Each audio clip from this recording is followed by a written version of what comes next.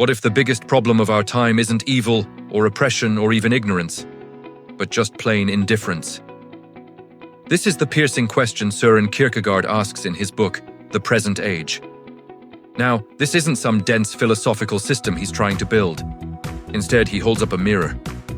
And what it reflects isn't just some forgotten era in the 19th century, but a condition that feels unsettlingly familiar right now.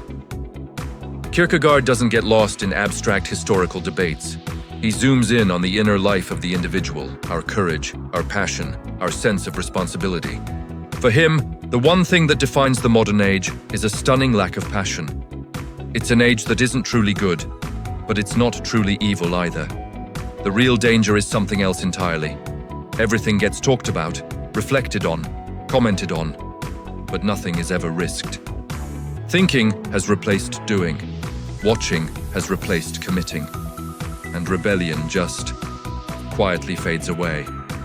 Now, when Kierkegaard talks about rebellion, he's not picturing loud revolutions or huge protests. True rebellion, he says, happens inside. It's the individual standing alone, taking full responsibility for their choices. But in our age, this kind of rebellion is dying. Not because we're powerless, but because we let ourselves dissolve into the crowd. We hand over our responsibility to public opinion. Everyone has an opinion, right? But how many are willing to actually put themselves on the line for something they believe in? The comfort of the majority becomes a very dangerous shelter, where the need for social approval slowly strangles our ethical courage. Reading this today, it's hard not to feel a shiver of recognition. The book isn't written like a stuffy academic paper. It feels more like a sharp, sometimes ironic, and often provocative essay. Kierkegaard isn't trying to make you feel comfortable. He wants to shake you up. You might find yourself disagreeing with him a lot, but his critique forces you to think. He completely rejects the idea that we're on some path of automatic progress. More information, more communication, more freedom. None of these things automatically lead to greater courage or deeper values.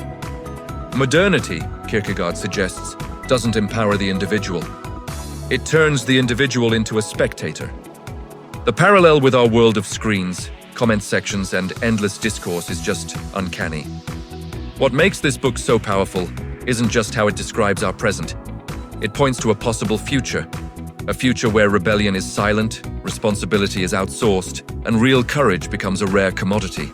Kierkegaard doesn't offer easy solutions. He makes a demand. He argues that our age doesn't need more opinions.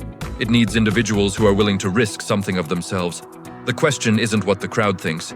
The real question is, what are you willing to stand for? Thanks for watching.